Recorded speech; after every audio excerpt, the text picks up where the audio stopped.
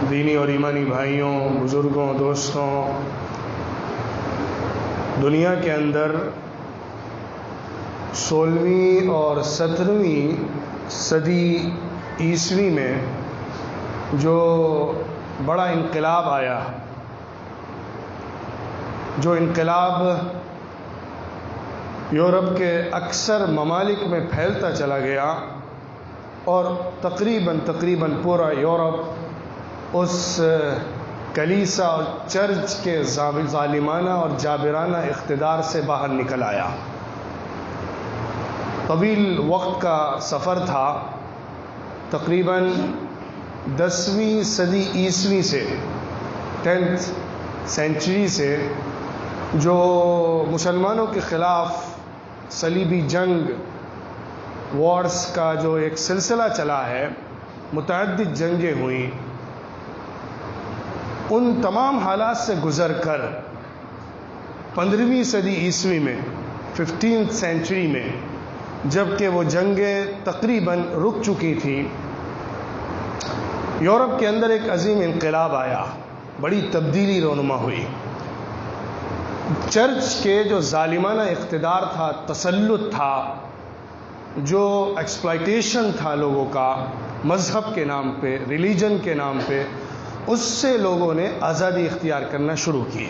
Movements start ہوئے، individual لوگ پہلے تو سامنے آئے۔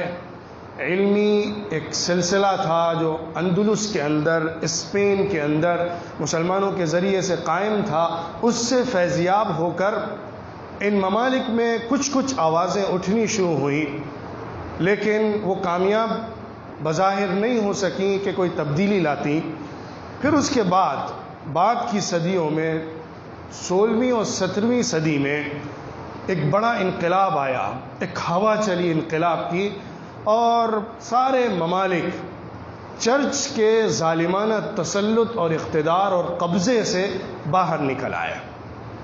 اس تاریخ اور اس کے پیچھے کی حقیقتیں، اس پر آج گفتگو کرنا میرا موضوع نہیں ہے۔ یہ ایک خلفیہ تھا، ایک پیش لفظ تھا جو ذکر کر کے میں جس موضوع کو آج رکھنا چاہتا ہوں وہ یہ کہ دنیا کے اندر جو تبدیلی آئی، دنیا کے اندر جو انقلاب آیا، دنیا جو مذہبی تسلط کے جابرانہ ظالمانہ نظام سے نکل کر آزادی کا مزہ چکھنے لگی، اس میں سمجھتا ہوں کہ 2 اصطلاحات ایسی ہیں یا 2 چیزیں ایسی ہیں جس پر سب سے زیادہ بولا گیا، لکھا گیا، موومنٹ چلائے گئے، کوششیں کی گئی اور پوری زندگی کے نظام کو اسی نقطۂ نظر سے دیکھنے کی کوشش کی گئی۔ ایک مدعا تھا، ایک مسئلہ تھا ایکویلٹی کا، مساوات کا، سب لوگوں کو برابری کا حق دینا، کسی ایک طبقے کا دوسرے طبقے پر تسلط اور قبضہ نہ جمانا، سارے انسانوں میں جینڈرز کے درمیان بھی ہر طرح کی ایکویلٹی کو فروغ دینا، یہ ایک پہلا مدعا تھا جس پر سب سے زیادہ اہمیت کے ساتھ موومنٹ چلایا گیا اور بات کی گئی۔ دوسرا ایک مسئلہ تھا جو فریڈم کا تھا، ہر انسان کو آزادی دی جائے، ہر انسان کو جو اس کا دل چاہے، جیسا وہ زندگی گزارنا چاہے، اس کی مکمل آزادی اس کو عطا ہو۔ اور بھی بہت ساری اصطلاحات، تھیوریز اور بھی بہت سارے نظریات دنیا میں رائج ہوئے، لیکن اگر آپ دیکھیں کہ بیسک پلرز جو ہیں اس نئی دنیا کے، تو اس میں یہی 2 چیزیں ہیں، ایک مساوات کی بات، دوسری آزادی کی بات، فریڈم کی بات۔ حتیٰ کہ دنیا کے اندر اس کے بعد جتنے قانون بنے، جتنے ملک بنے، جتنے موومنٹس چلے، وہ انہی 2 نعروں کو بنیادی طور پر لے کر آگے چلے ہیں، یہی 2 باتیں سب سے زیادہ وہ کہتے رہے ہیں۔ لیکن ایک تلخ حقیقت، ایک کڑوی سچائی یہ ہے کہ دنیا میں دونوں پورے طور پر پیدا نہیں ہو پائی، نہ ایکویلٹی آ پائی، نہ فریڈم آ پائی۔ میں تھوڑا سا آپ کو اسلامی نقطۂ نظر سے ان دونوں اصطلاحات پر کیا روشنی ڈالی گئی ہے اس کو پیش کرنا چاہتا ہوں۔ آج سے 1450 سال پہلے اسلام نے ان دونوں اصطلاحات کو پیش کیا تھا، لیکن بہت بیلنس طریقے پر۔ اصل میں اسلام کی خوبصورتی یہ ہے کہ وہ فطرت سے قریب ہے۔ اسلام انسان کی جو فطرت ہے اسی کی آواز ہے، اسی کی دعوت ہے، اسی کی تصدیق ہے، اسی کی بھرپائی ہے۔ تو اسلام نے جس طرح ان دونوں چیزوں کو بیلنس طریقے پر پیش کیا، دنیا اس بیلنس کو نہ سمجھ پائی، ان دونوں نعروں کو تو لینے والی ہو گئی لیکن اس بیلنس طریقے سے دور ہٹ گئی جو اس کو صحیح طور پر لاگو اور نافذ کرتا ہے۔ قرآن نے یہ سب سے پہلے آواز لگائی تھی، یا ایھا الناس انا خلقناکم من ذکر وانثی وجعلناكم شعوبا وقبائل لتعارفوا ان اکرمکم عند اللہ اتقاکم ان اللہ علیم خبیر۔ اے انسانوں، اے لوگوں، ہم نے تم کو پیدا کیا ایک نر اور ایک مادہ سے، ایک مرد اور ایک عورت سے، اور ہم نے تم کو مختلف قوموں میں، قبیلوں میں، علاقوں میں، بستیوں میں تقسیم کیا ہے، بانٹا ہے، رکھا ہے، تاکہ تم ایک دوسرے کو پہچان سکو، تاکہ وہ تمہاری آئیڈینٹی بن سکے، تمہارا تعارف بن سکے، تمہارے انٹروڈکشن کا ذریعہ بن سکے۔ اللہ کے ہاں تم میں سب سے بلند مقام والا وہ ہوگا جو سب سے زیادہ اللہ کا تقوی اختیار کرنے والا ہوگا۔ اللہ بہت جاننے والا اور خوب باخبر ہے۔ اسلام کی یہ جو دعوت تھی اور حضور صلی اللہ علیہ وسلم کا یہ اعلان، لا فضل لعربی علی عجمی ولا لابیض علی اسود الا بالتقوی، کسی کو کسی پر کوئی فضیلت حاصل نہیں ہے، نہ عربی کو عجمی پر، نہ گورے کو کالے پر۔ اللہ نے انسانوں کو دو حصوں میں رکھا ہے، ایک وہ جو اللہ کے نیکوکار تقوی اختیار کرنے والے بندے ہیں، دوسرے وہ جو اللہ کے نافرمان اور معصیت کا راستہ اختیار کرنے والے ہیں۔ سمجھیے، ایکویلٹی کے اس سے بلند ترین تصور کا کبھی دنیا نے خیال بھی نہیں کیا تھا۔ واقعہ ہے، گریک فلسفی کو آپ پڑھ لیجئے، رومن لاز کو پڑھ لیجئے، اس کے بعد آئیے اور اولڈ ٹیسٹامنٹ کو لیجئے، جیوز کے جو قانون ہے، کانسٹیٹیوشن ہے، اس کو لیجئے۔ اصل دین تو یقیناً برحق تھا، مساوات کا تھا، لیکن جو شکل موجود تھی دنیا کے اندر یا آج بھی جو شکل موجود ہے وہ سب مساوات، ایکویلٹی سے دور ہیں۔ آپ کو حیرت ہوگی کہ گریک فلسفی کے اندر جو بڑے بڑے فلاسفرز جو اخلاق کے سب سے بڑے نمائندہ سمجھے جاتے ہیں، اخلاق اور مورالیٹی کے سب سے بڑے دعوے دار سمجھے جاتے ہیں، افلاطون، سقراط، بقراط کے ساتھ ساتھ جو بھی اس دور کے آپ نام لیجئے جنہوں نے یقیناً بڑا موومنٹ چلایا اور بہت تھیوری تیار کی ہے، لیکن سچائی یہ ہے کہ وہ بھی ایک ملک کے لوگوں کو دوسرے ملک سے برتر ہی سمجھ کر سارے قانون بناتے تھے۔ اپنے خاص قوم کو جو فضیلت دیتے تھے وہ دوسروں کو نہیں دیتے تھے، اور یہ اشارے بلکہ صراحتیں ان کی تمام فلسفی کے اندر آپ کو نظر آ جائے گی۔ اسلام نے یہ آواز لگائی تھی، سارے انسان برابر ہیں، سارے انسانوں کے درمیان مساوات ہے، ایکویلٹی ہے۔ اچھا، اب مساوات کی جب بات ہوگی تو اس میں تین چیزیں سامنے آتی ہیں۔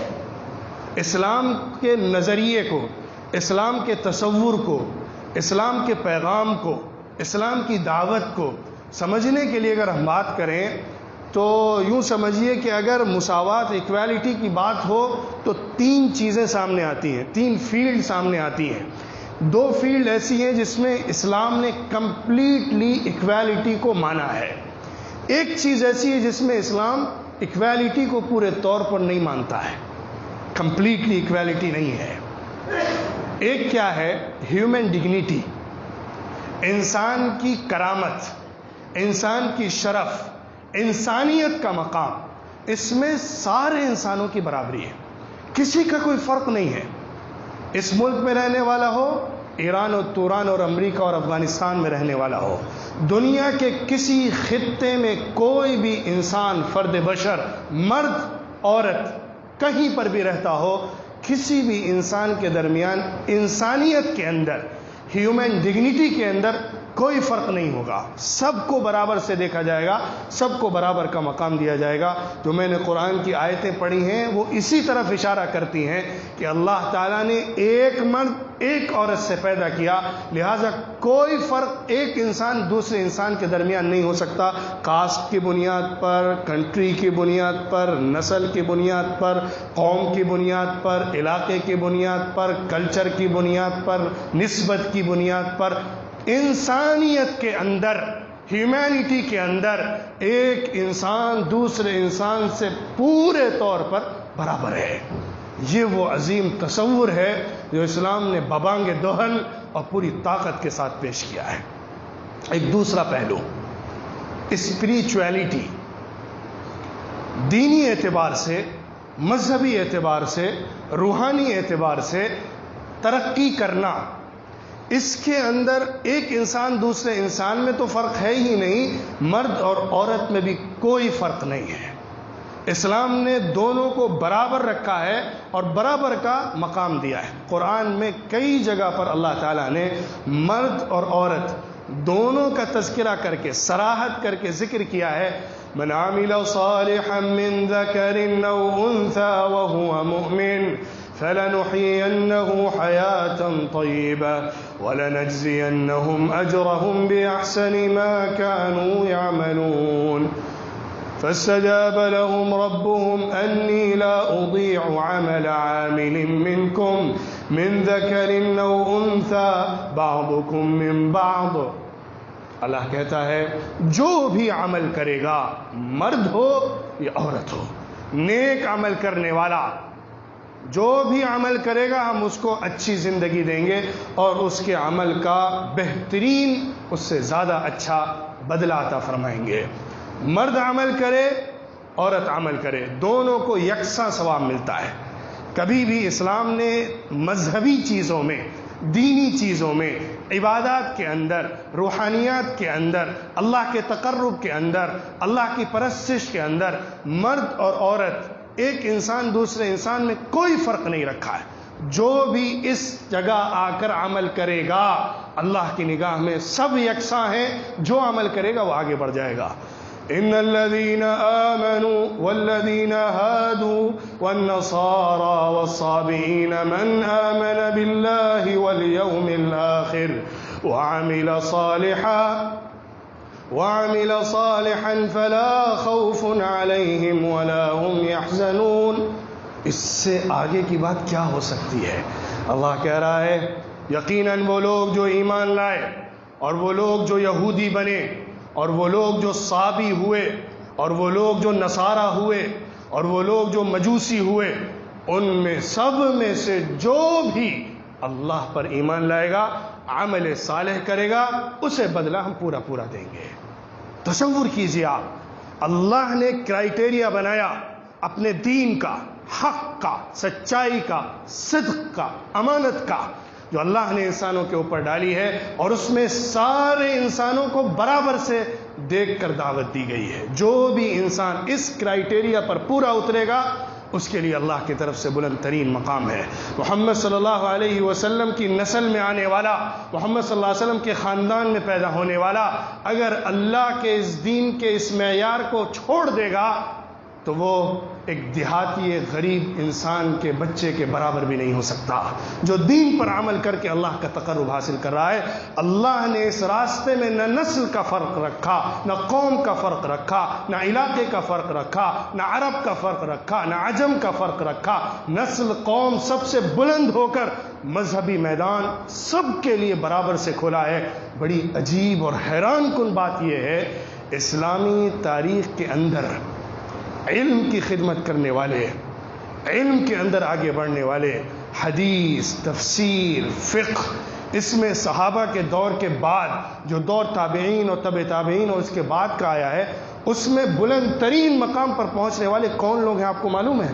اکثریت ان میں وہ ہے جو عرب نہیں تھے، اور ان میں اکثریت وہ ہے جو غلام تھے، وہ دوسروں کے آزاد ہوئے، اور آزادی کے بعد انہوں نے علم میں ایسی ترقی اختیار کی کہ وہ اسلام کے مینار بن گئے اور دین کے ستارے بن گئے۔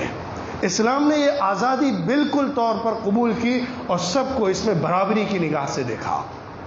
عورت مرد میں کوئی فرق نہیں ہے، مرد نماز پڑھے گا، عورت نماز پڑھے گی۔ ہرگز اسلام نے یہ تصور نہیں دیا ہے کہ عورت کو اس کا کم ثواب ملے گا، مرد کو زیادہ ملے گا۔ مرد مسجد میں آ کے جماعت کے ساتھ پڑھے گا، عورت گھر میں اپنے کمرے میں تنہائی میں پڑھے گی، عورت کا ثواب کم نہیں کیا جائے گا۔ جتنا مرد کو ثواب مل رہا ہے اتنا ہی عورت کو بھی ثواب اللہ کی طرف سے لکھا جائے گا۔ اللہ نے دین کے اندر سب کے لیے بغیر جینڈر کے ڈفرینسز کے ایکویلٹی کو پورے طور پر پیش کیا اور اس کو تسلیم کیا ہے۔ عجیب بات ہے کہ دوسرے لوگ جو بہت زیادہ ایکویلٹی کی بات کرتے ہیں لیکن وہ مذہبی چیزوں میں بہت زیادہ ایکویلٹی سے دور نظر آتے ہیں۔ ایک ایکویلٹی جینڈر کی ہے، ایک ایکویلٹی قوم کی ہے، نسل کی ہے۔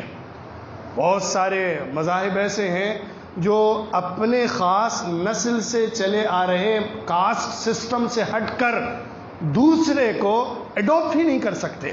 ایڈاپٹ کر بھی لیں تو وہ سیکنڈری لیول کا ہوتا ہے، وہ ثانوی درجے کا ہوتا ہے، اس کا مقام دوسرا ہوتا ہے، کبھی بھی وہ اوپر والے کے برابر ہو ہی نہیں سکتا، تصور ہی نہیں، ناممکن ہے۔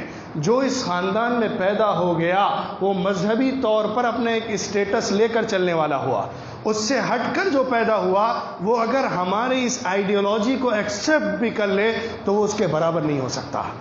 اسلام کا فرق یہ ہے کہ جو انسان آخری درجے میں کسی اسلام کے دشمنی والے مذہب پر چل رہا ہو، اسلام سے جنگ کر رہا ہو، مسلمانوں کو قتل کر رہا ہو، سازشیں کر رہا ہو، جو ہتھ کنڈے اختیار کر سکتا ہو کر رہا ہو، جس دن وہ اشہد ان لا الہ الا اللہ واشہد ان محمد رسول اللہ کہے گا، اس دن وہ مسلمانوں کی مسجد میں حاکم کے برابر میں پہلی صف میں کھڑا ہو سکتا ہے۔ اس کو وہی مقام ملے گا جو دنیا کے اندر مسلمانوں کو میں سب سے اعلیٰ درجے والے ایک مسلمان کو ملتا ہے۔ کوئی فرق نہیں رکھا جائے گا، نہ آئیڈیالوجی میں، نہ پریکٹسز میں، نہ عبادات میں، نہ ٹریڈیشنز میں، نہ کسٹمز میں، نہ روایات میں، کسی چیز میں کسی بھی فرق کو تسلیم نہیں کیا جاتا ہے۔ یہ ہے وہ ایکویلٹی کی دعوت جو اسلام نے مذہبی طور پر دنیا کے سامنے ایسی پیش کی ہے جس کی نظیر آج تک دنیا نہیں پیش کر سکی ہے۔ اسی طرح دنیا کے اندر باتیں تو ایکویلٹی کی بہت کر لی جاتی ہیں، لیکن مذہبی چیزوں کے اندر عورتوں کے لیے احکامات الگ کر دیے جاتے ہیں، مردوں کے لیے الگ کر دیے جاتے ہیں۔ عورت کو دوسرے درجے کا انسان مانا جاتا ہے، مذہبی انسان تو مانا ہی جاتا ہے، وہ تو ایک پہلا مسئلہ ہے جو میں نے ذکر کیا۔ مذہبی طور پر مرد کا جو مقام ہے عورت کا مقام نہیں ہو سکتا۔ بے شمار مذاہب کا یہی تصور ہے۔ آج دنیا بہت حد تک ان مذاہب کے بندھنوں سے آزاد ہے، لیکن پھر بھی آج تک ان مذاہب کے جو مذہبی ٹریڈیشنز ہیں، مذہبی رسوم و رواج ہیں، مذہبی عبادات ہیں، اس میں اسی ایکویلٹی کے خلاف عمل ہوتا ہے۔ ایک عورت مرد کے برابر نہیں ہو سکتی۔ مذہبی طور پر آگے بڑھنے میں، مذہبی طور پر ترقی کرنے میں عورت مرد کے مساوی نہیں ہو سکتی۔ اسلام کہتا ہے عورت نبی تو نہیں ہو سکتی، باقی سب کچھ ہو سکتی ہے۔ ابو بکر رضی اللہ عنہ صدیق ہیں تو عائشہ بھی صدیقہ ہیں، علی رضی اللہ عنہ بلند ترین مقام پر فائز ہیں تو فاطمہ کا بھی ایک بلند ترین مقام ہے، مریم علیہ السلام ہیں جو عورتوں میں ایک بلند ترین مقام رکھتی ہیں۔ جہاں آپ کو مردوں کی طرف سے ایک زبردست مسلمانوں میں ایک عظیم ترین کردار نظر آئیں گے، اسی طرح پیرلل طریقے پر اسلامی تاریخ کے اندر صحابہ کے دور سے لے کر حضور اکرم صلی اللہ علیہ وسلم کے سماج سے لے کر آج تک ایسی عظیم ترین کردار اور ایسے عظیم ترین ہستیاں اور شخصیات آپ کو برابری کے ساتھ نظر آئیں گی۔ اس کے پیچھے جو فیکٹر ہے وہ یہی کہ اسلام نے علم کے اندر، دین کے اندر کسی طرح کی کوئی بھی تفریق اور امتیاز کو جینڈر کے درمیان اور نسلوں کے درمیان برداشت نہیں کیا ہے۔ تیسرا پہلو اس سلسلے میں آخری بات میں عرض کرنا چاہتا ہوں، جہاں پہ اسلام نے تھوڑا ریسٹرکشنز رکھے ہیں، جہاں اسلام نے کمپلیٹ ایکویلٹی کو نہیں مانا ہے، وہ کیا ہے؟ تیسرا پہلو وہ ہے جو رسپانسبلٹیز کا ہوتا ہے، پریکٹسز کا ہوتا ہے، اور انسان کے رائٹس کا ہوتا ہے۔ اسلام کا کہنا یہ ہے بنیادی طور پر وَلَهُنَّ مِثْلُ الَّذِي عَلَيْهِنَّ بِالْمَعْرُوفِ، عورت کے حقوق بھی ویسے ہی قابل اعتبار ہیں جیسا کہ مرد کے حقوق ہیں۔ عورت کے جو حق ہیں ان کا بھی وہی امپورٹنس ہے، وہی اہمیت ہے جو مرد کے حق کی ہے۔ لیکن اسلام یہ نہیں کہتا ہے کہ عورت کا جو رائٹ ہے سیم وہی رائٹ مرد کا بھی ہے، کیونکہ یہ نیچر کے خلاف بات ہے، فطرت کے خلاف بات ہے۔ اس طرح کی ایکویلٹی دراصل ظلم ہے جو کہ آج دنیا یہیں پہ ٹھوکر کھا رہی ہے۔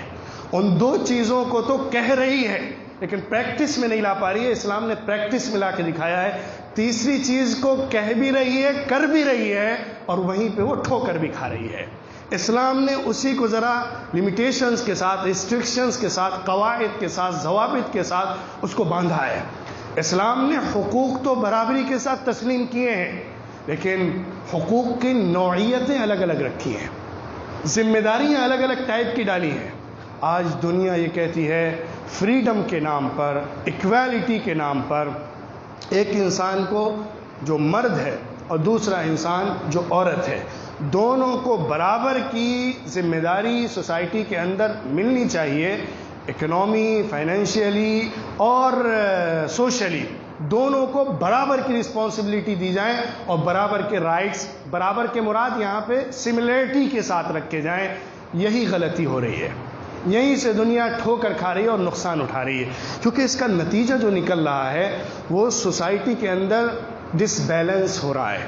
سوسائٹی کے اندر صحیح طور پر جو ایک خاندان بنتا ہے، ایک فیملی بنتی ہے، ایک سوسائٹی بنتی ہے، اس کی فاؤنڈیشن ہلی جا رہی ہے، اس کی بنیاد اور اس کی چولیں ہل گئی ہیں، کیونکہ اللہ تعالیٰ نے فطرت ایسی بنائی ہے، اللہ تعالیٰ نے انسانوں کی فطرت ایسی بنائی ہے کہ مرد کے اندر الگ ٹائپ کی ڈیزائرز رکھی ہیں، مرد کے اندر الگ ٹائپ کا کانفیڈنس رکھا ہے، مرد کے اندر فزیکلی اللہ تعالیٰ نے مختلف الگ چیزیں رکھی ہیں، ڈفرینسز رکھے ہیں، اللہ تعالیٰ نے مرد کے اندر مینٹلی الگ چیزیں رکھی ہیں، عورت کو اللہ تعالیٰ نے الگ طرح سے بنایا ہے، فزیکلی بھی، مینٹلی بھی، اور اسی کے ساتھ ساتھ پریکٹس کے اعتبار سے بھی، عمل کے اعتبار سے بھی، قدرت کے اعتبار سے بھی اللہ تعالیٰ نے دونوں میں فرق رکھا ہے، اور یہ ایسی بدیہی چیز ہے جس کا کوئی انکار نہیں کر سکتا ہے۔